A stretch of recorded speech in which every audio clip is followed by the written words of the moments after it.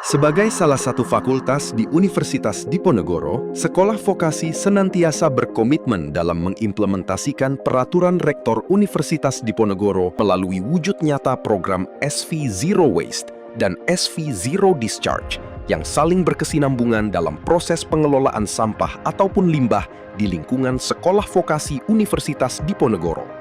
Seluruh proses pengolahan sampah pada program SV Zero Waste ini menggunakan metode 5R.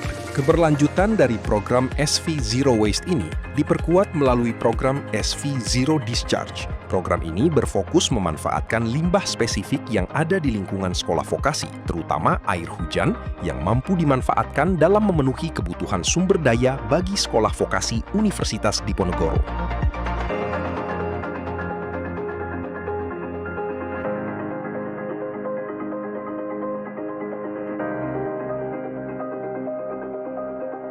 Nothing wasted, everything managed.